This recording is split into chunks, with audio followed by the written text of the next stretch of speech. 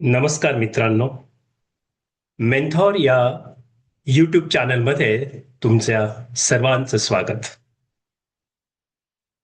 हा जो प्लॅटफॉर्म आहे, हा प्लॅटफॉर्म प्रत्येक व्यक्तीला एक उत्तम पद्धतीनं त्याचं व्यक्तिगत जीवन, सामाजिक जीवन आणि व्यावसायिक जीवन उत्तम पद्धतीने कसं जगलं पाहिजे, याही पेक्षा किती उत्तम पद्धतीने ते जगता येतं यावरती हे यूट्यूब चॅनल खुलासा करतं आणि आपणाला व्यवस्थित माहिती देण्याचा प्रयत्न करत आहे. आजपर्यंत आमचे 200 पेक्षा जास्त व्हिडिओज आम्ही आपणापर्यंत पोहोचवलेले आहेत. आजचा व्हिडिओ हा देखील आपल्या व्यक्तिगत जीवनामध्ये आणि व्यावसायिक जीवनामध्ये अत्यंत महत्वाचा आहे. अर्थात आपलं कौटुंबिक आणि सामाजिक जीवनही यामध्ये खऱ्या अर्थानं प्रतिबिंबित आहे. जेव्हा आम्ही हे विचार तुमच्या समोर घेऊन येतो, तर हे विचार हे दैनंदिन जीवनामध्ये प्रत्येकाच्या जीवनात घडत असलेले किंवा जेव्हा ते घडतील तेव्हा तुम्हाला योग्य दिशा देण्यासाठी बनवलेले आहे. उद्देश हाच की तुमची प्रगती व्हावी, तुम्ही आनंदी जीवन जगावं, एवढाच आहे. चला मित्रांनो, आज आपण त्या व्हिडिओकडे जाऊया. तर मित्रांनो, आजचा विषय हा पुन्हा एकदा तुम्हाला तुमच्या व्यक्तिगत जीवनामध्ये एक उत्तम दिशा देणारा आणि दैनंदिन जीवनामध्ये सर्वार्थाने आनंद कसा आपण आपला निर्माण करायचा आणि आपण आपल्या जीवनात प्रत्येक वेळी शांततेने कसं वर्तन करायचं या संबंधात आहे. अर्थात how can you stay calm when someone deliberately tries to provoke you. अर्थात कोणी जाणीवपूर्वक तर तुम्हाला उचकवण्याचा किंवा चिथवण्याचा जर प्रयत्न करत असेल तर शांत कसे राहायचे हा विषय आहे. बऱ्याच जणांच्या जीवनामध्ये कौटुंबिक असेल, सामाजिक असेल, कामावरती असेल, व्यवसायामध्ये असेल, जिथे तुम्ही कुठे असाल, हा विषय तुमच्या आणि माझ्यासाठी अत्यंत आवश्यक आहे.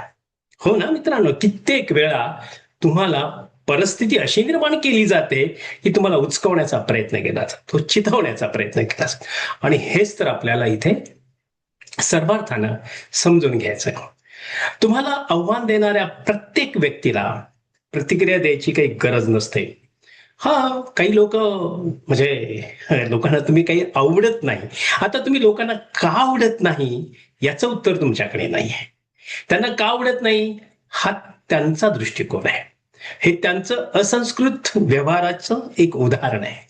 कारण त्यांनी कोणाला आवडायचं काय नाही हे त्यांची व्यक्तिगत संस्काराची आणि त्यांनी जे ज्ञान प्राप्त केलंय त्याची ती लेवल असते, हे लक्षात ठेवा.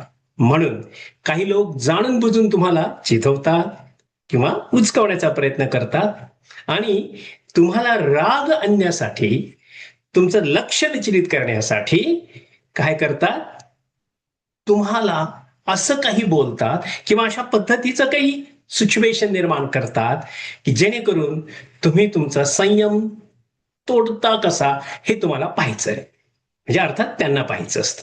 तुमचं लक्ष विचलित करण्यासाठी जेव्हा ते प्रयत्न करतात तेव्हा तुमचा आत्मविश्वास कमी करण्यासाठी तुम्हाला ते काय करत असतात, सर्वार्थानं अडचणीत आणण्याचा प्रयत्न करत असतात.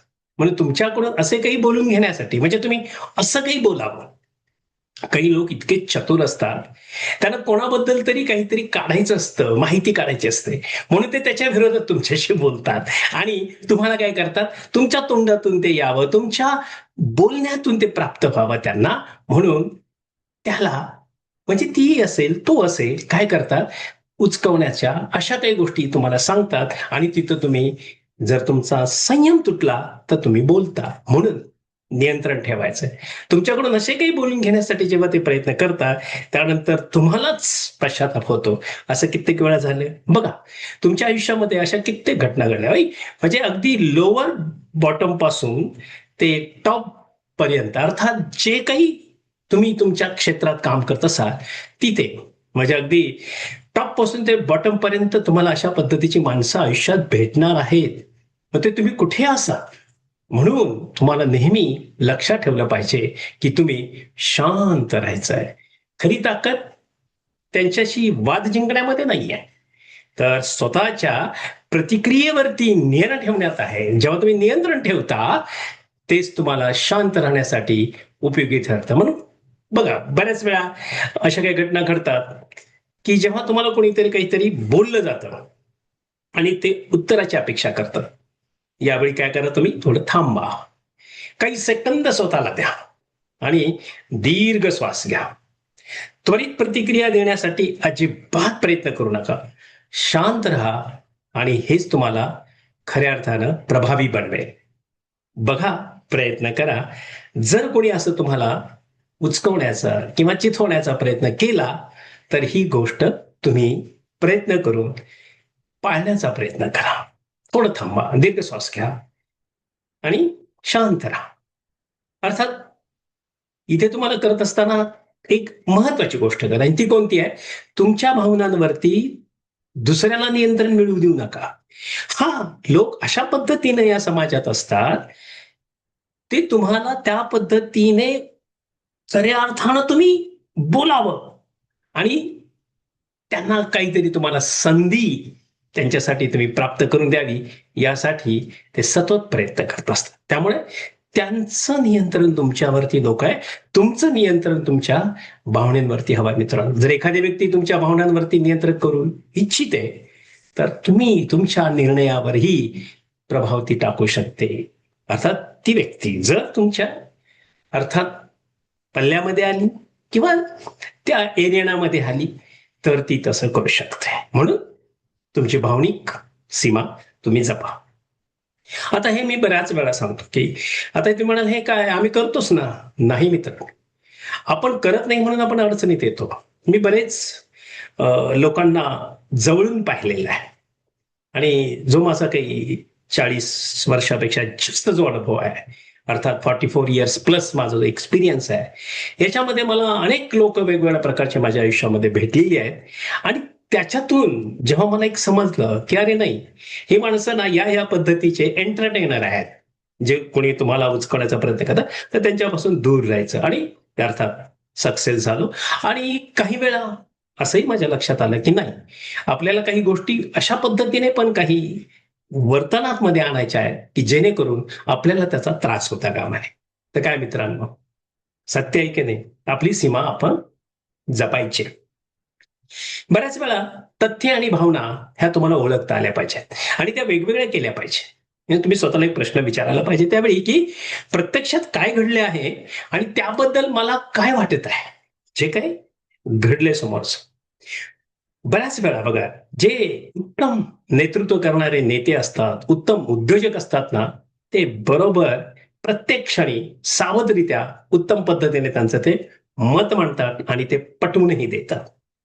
हा साधा प्रश्न आहे. तुम्हाला जर भावनेच्या भरात तुम्ही चुकीची प्रक्रिया जर दिली तर तुम्हाला अडचण निर्माण होते, पण तुम्ही जर ती टाळली तुम्ही वाचू शकता.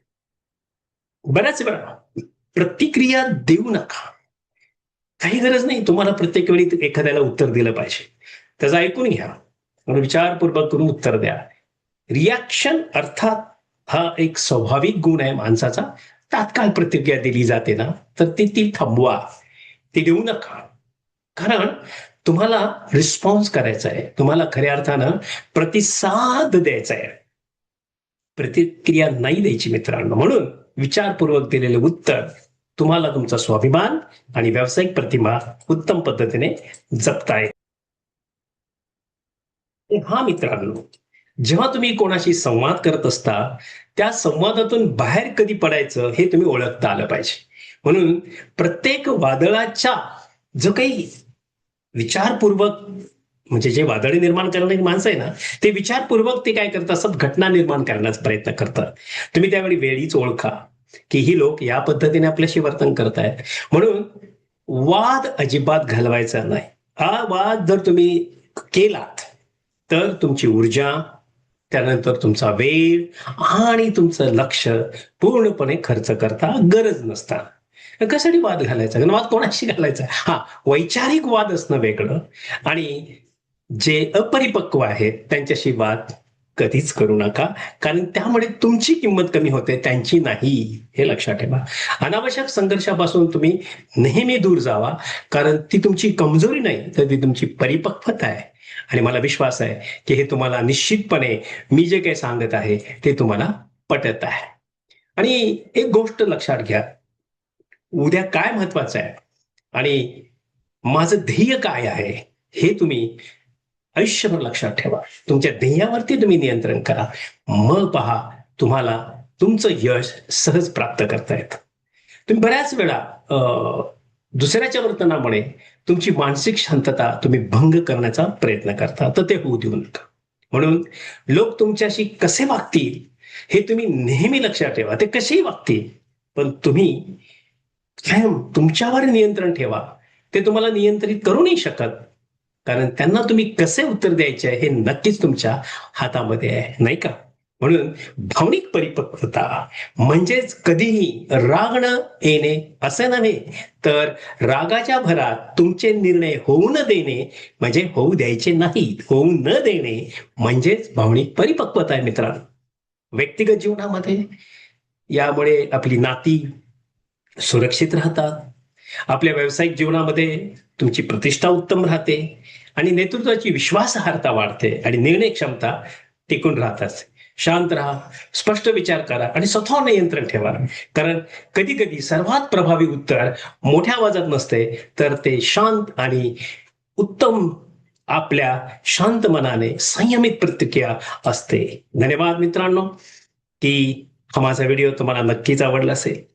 तुम्हाला जर संपर्क करायचा आहे तर माझ्याशी संपर्क करा 7768981355 या नंबरला. आणि तुम्हाला तुमच्या आयुष्यामध्ये असं काही घटना घडल्या आणि त्यावर तुम्हाला नियंत्रण हवं असेल तर आमच्याशी संपर्क करा. मेंटॉर हे चॅनल फक्त आणि फक्त तुमच्या विकासासाठी आहे मित्रांनो. धन्यवाद. पाहत राहा, लाईक करा आणि सबस्क्राईबही करा. धन्यवाद आणि धन्यवाद मित्र.